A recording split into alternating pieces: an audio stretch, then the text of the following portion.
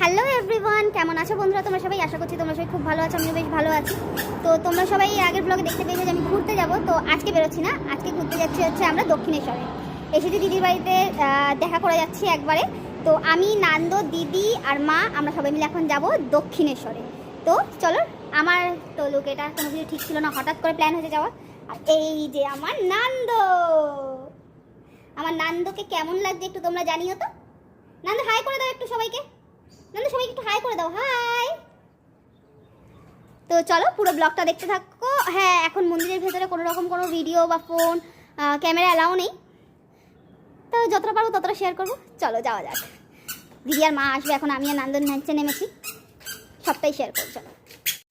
তো এই যে চলে এসেছি আমরা একেবারে স্টেশনে, এসে তোমাদের সাথে দেখা করছি। মা দিদি এখানে চা খাচ্ছে, আর অনেক বছর পর দক্ষিণেশ্বরে যাচ্ছি বলে খুব এক্সাইটেড। আর এখানে দেখো আমরা চিড়ে ভাজা নিয়েছি, আবার একটুখানি দাঁত বানিয়েছি। এটা আমাদের ছোটোবেলাকার অভ্যেস।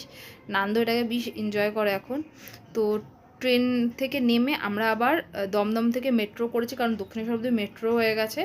তো নান্দুর একটু স্বস্তি, নান্দু একটুখানি ঘুমিয়ে পড়েছে। ব্যাস, এবারে স্কাই ওয়াকে ওঠার পালা। স্কাই ওয়াকের ওপরেই দিদির বন্ধুরা দাঁড়িয়ে রয়েছে, যেই বন্ধুদের সাথে অ্যাকচুয়াল দিদির মিট আপ করার কথা ছিল। মাঝখান থেকে আমরা অ্যাড হয়ে গেছি, কিন্তু যখনই এখানে আসি আমাদের ছোটোবেলার কথা খুব মনে পড়ে। তখন তো আর স্কাই ওয়াক ছিল না, আমরা নিচ দিয়েই যেতাম। তো এই যে দূরে রমাদি আর ইসে দাঁড়িয়ে আছে, টুম্পাদি। আর এই যে আমার নান্দও ঘুম থেকে উঠে গেছে এক্সাইটমেন্টে।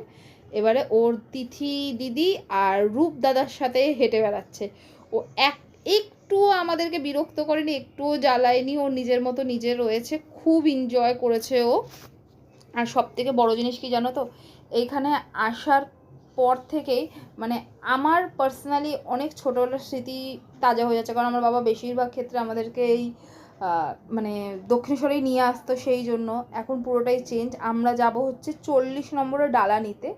দিদি, টুম্পাদি, রমাদি এরা সবাই পুজো দেবে। তো 40 নম্বরে আমরা ডালা নিতে যাবো, সেখানেই আমরা আমাদের ফোন জুতো এগুলো রাখবো। তো এখানে আমরা পুজো টুজো দিয়ে বেরিয়ে এসেছি। ফোন ভেতরে অ্যালাউ নেই, কিছু করার নেই। আর এখানে একটা জিনিস তোমাদেরকে দেখাই, এখানে তোমরা কিছু কিনতে চাইলে কিনতেও পারো, বাট এই জিনিসটা আমার নজর খুব পরিমাণে কেড়েছে। দেখো এই জিনিসটা একবার, এইখানে এগুলো কি বলো তো? এগুলো হলো ছোটো ছোটো মূর্তি ঠাকুরের, কাজটা জাস্ট দেখো, অসাধারণ। তো ওইখান থেকে পুজো টুজো দিয়ে আমরা বেরিয়ে পড়েছি হিঙের কচুরি আর ছোলার ডাল খাওয়ার জন্য। বাট একদম লস প্রজেক্ট, 4 পিস কচুরি 60 টাকা নিয়েছে। বাই দ্য ওয়ে, তোমরা আমার চ্যানেলটাতে জুড়ে থেকো, সবাই সুস্থ থেকো, ভালো থেকো।